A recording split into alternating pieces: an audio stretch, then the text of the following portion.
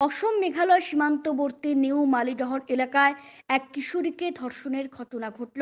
১৩ বছরের কিশোরীকে ধর্ষণ করে স্থানীয় জনসাধারণের হাতে আটক লম্পট যুবক।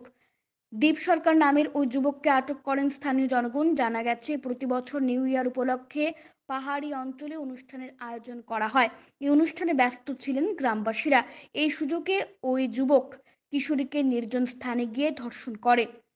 পরে ওই কিশোরীটি এসে পরিবারকে জানালে গ্রামবাসীরা অভিযুক্ত যুবককে আটক করে পুলিশের হাতে সমঝে দেন। এদিকে ওই যুবতীর পরিবারের তরফে গুমরা পুলিশ ফাঁড়িতে এক মামলা দায়ের করা হয়েছে।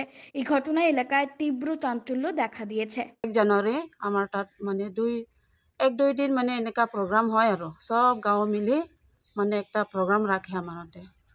তে গোটেই দিনটো প্ৰগ্ৰাম আছিলোঁ, তে ৰাতিও মানে প্ৰগ্ৰাম আছিলোঁ আৰু তে ইমান মানে ওচৰত মানে চিনা জনা সব মানুহ আহি মানে সব বছৰ এনেকা মানে চলাই আহি আছোঁ আৰু আমাৰ ইয়াত আচপাত আছিলোঁ একজন ল'ৰা, তাক মানে আমাৰ গাঁৱৰ ছোৱালী মানে কম বয়স আছিলোঁ, সি মানে একো নাজানো, 13 বছৰ। কেনেকা মানুহ মাতিলে কেনেকা খাৰাপ হ'ব সেইবিলাকতো ক'ব নোৱাৰোঁ, যে কালি বোলে আহিছোঁ ইয়াত মানে কেনেকা হৈছে তো আমাৰবিলাকতো দেখি নাপায়, মানে সব মানে একেলগত খেলি আছিলোঁ।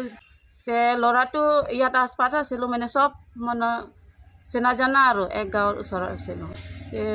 ছোৱালীও মানে কয় সব সময়ত দেখি পায়, তাৰো আমাৰ বস্তিত আহি থাকে, তে আমাৰবিলাকো জানা আছে তাকে এক গ্ৰামে। তে ল'ৰাটো বোলে ছোৱালীকে কৈছে ব'ল ঘূৰিবলৈ যাম, ঘূৰিবলৈ লৈ যাম। ৰাতি হয়, ছোৱালীটো নাজানেও ঘূৰিবলৈ যাম বুলিহে কৈছোঁ, তো ছোৱালীটো নাজানে কম বয়স, তে ঘূৰিবলৈহে যাব আৰু যাম বুলি এনেকুৱা ভাবিছিলোঁ কি জানে।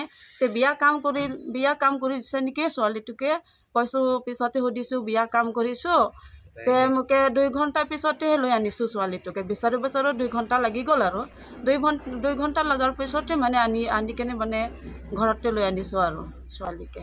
গাড়ীৰ ভিতৰতে আছে বোলে কৈছোঁ, বিয়া কাম কৰিছে বোলে কৈছোঁ তো ছোৱালীটো। ল'ৰাটোকে চিনি পায়, চপলাইগাত ল'ৰা হয়, নামটো দীপ বুলি কয়।